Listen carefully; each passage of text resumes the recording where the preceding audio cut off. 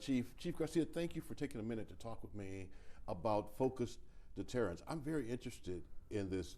You said it wasn't new, but it's new to Dallas, yes? Yes, new to Dallas. You know, focused deterrence has been around since the 90s. You know, and it's one of the things that we wanted to work together when, you know, nearly, it's coming up on 3 years that I started doing work with the criminologist to get the crime plan in place. And it's always been part of it. It's about reinvesting in people and places. And focused deterrence really is, you know, getting a group of individuals that would otherwise be susceptible to a life of violent crime, at-risk individuals, and giving them two messages. The first message is we're not going to tolerate violence in our city.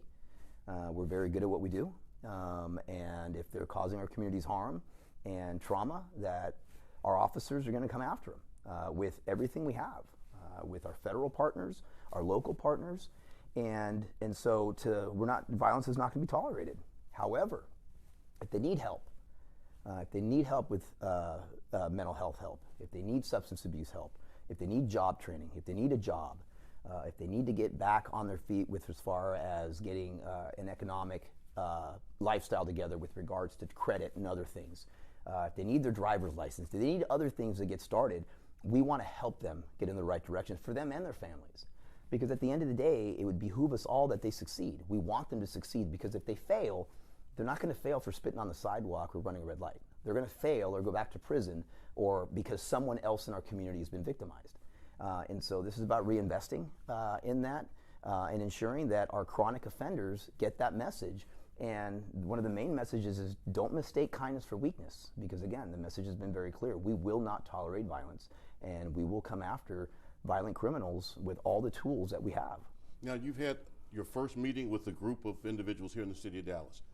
How do you identify them, and who are they? They're identified by chronic offenders, whether they've been involved in violent crime recently, probation, parole, gang members, and individuals that have committed multiple offenses of violent crime in the city.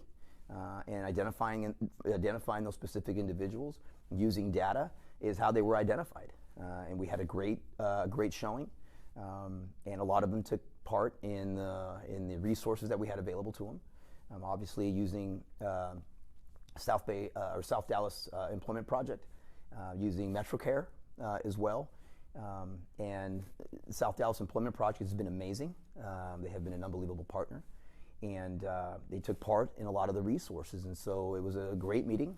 We'll do them quarterly.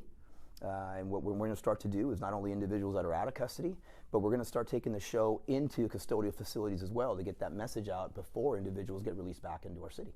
Now, was Anton Lucky, an urban specialist, part of this at all? Anton has been an amazing partner for me in this department since the day I arrived here. And he absolutely was part of it.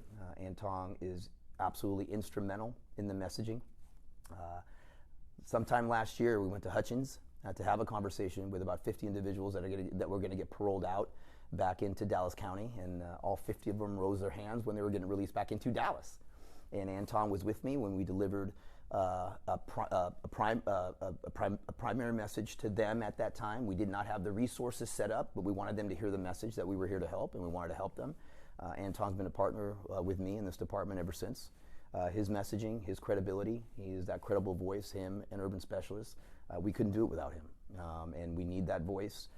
We need, as you know, Anton, we need that personality, we need that smile, and we need his life experience that shows that, you know, as I made mention to the individuals when we were there, is failure is not fatal, but failure to change can be, and Anton is the perfect person to deliver that message.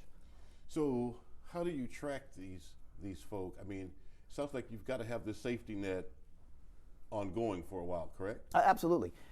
First of all, we're working very closely with our criminologists from UTSA, with Dr. Mike Smith and Rob Tillier, that everything we do, whether it's the grids, whether it's place network investigations, or whether it's focused deterrence, it's all going to be tracked and measured with our criminologists. And obviously, law enforcement's always been about prevention, intervention, and suppression. And this is an intervention strategy. And so the way we can track success, we know these individuals have been chronic offenders. So if they don't reoffend, if they do reach out for help, we're going to be able to track the success or areas that we need to improve in this program. But certainly, There is no question about it, as I've often said, that part of the reduction of violent crime in any city is about reinvesting in people and places.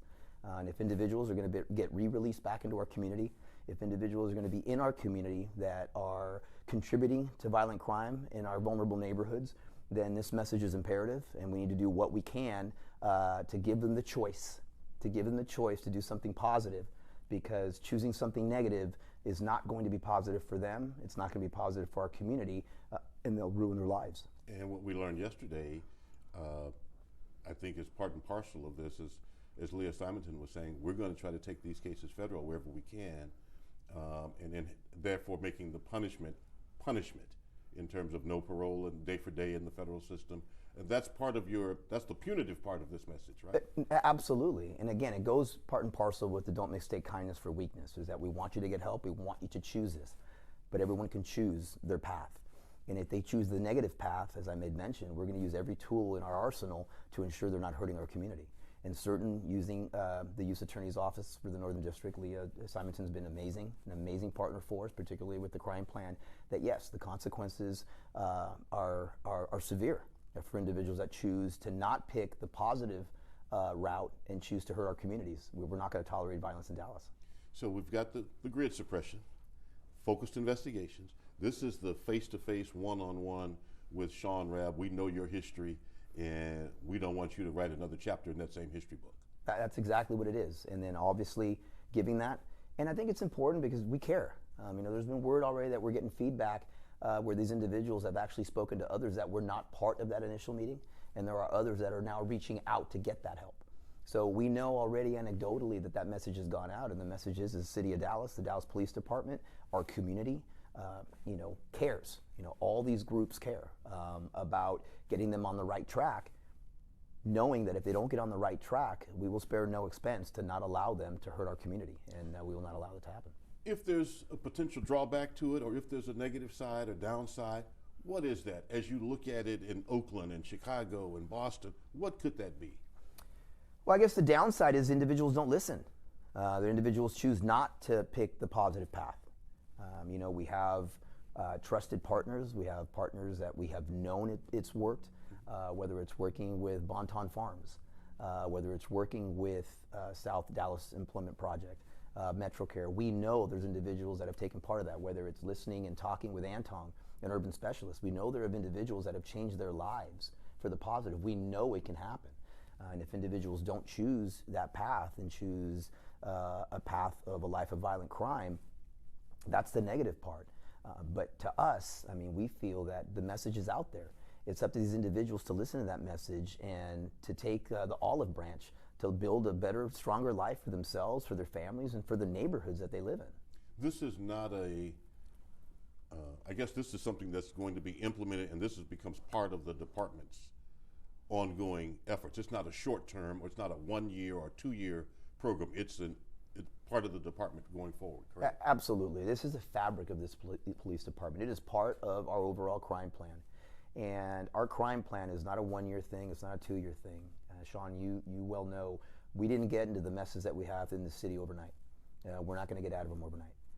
Like any investment, we've seen some short-term gains in our investment. We're in this for the long haul. And the long haul is using data, using our criminologists, and finding things that have worked in addition to everything that we're trying to do. And so obviously getting that message out is important. We know that a very small percentage of neighborhoods are responsible for a large percent of the violent crime in the city. The same thing goes for individuals. 100 robberies, 100 aggravated assaults are not committed by 100 different people. And so if we're able to concentrate on the chronic offenders, we'll be able to reduce violent crime even further in the city of Dallas. Anything else you want to add that I didn't ask you, Chief, or we hadn't covered yet? I would just say this, is that when you look at the crime plan, if you look at the grid work is very obviously police-centric with regards to getting officers present, and we've seen the successes in the grid work. When you look at place network investigations, you start seeing a slide of police involvement. That although in place network investigations, the police are a part of fixing the problem, but they're just a cog in the wheel. If you take an apartment complex or a strip mall, yes, the police department has to go in that with a place network investigations mentality to rid that neighborhood of the criminal element. However, if the streets need fixing, if landlords need to be held accountable, if there needs to be a park for the kids to play in, if there needs to be better lighting, those things. Those other things have nothing to do with police. It has to do with strengthening that neighborhood, which is where our other city departments come in that have been amazing help for us. And so, with the support of the city manager's office, the mayor and council, we hope that that project continues. But as you can see, it becomes less police-centric. This focused deterrence model is an example of the fact that we are not going to, there's no major city in America that's going to arrest its way into less violence. We're not going to arrest our way out of this. And so this, when you look at it, yes, we have been the messengers, but we are an important messenger to give the consequences and the positives of what could happen. But the real work is getting done by the Anton Luckys. The real work is getting done with the South Dallas Employment Project. The real work will be getting done by Bonton Farms. The real work will be getting done by MetroCare. That's where the real work comes in. That's where handcuffs have nothing necessarily to do with them listening to the positive message. And so, we promised our community that this violent crime plan was not going to be police heavy from the start, since the day I got here. And we're keeping that promise by reinvesting in people and reinvesting hopefully in places as well. Will this make a difference in the homicide rate, you think? I mean, we see crime going down, homicide still going. So, when we look at the homicide rate, we've done some remarkable work here in the last month and a half, where I think we were 22 or 23 murders over when we were last year. And as of this morning, I think we're 9 over. So we've reduced homicide during most critical months, which is important. But what we've continued to reduce have been violent incidents. And so, one life is too many. But murder is not the sign of a city's overall violent crime. It's gun-related aggravated assault is what it is. And we've made extraordinary strides in reducing incidents.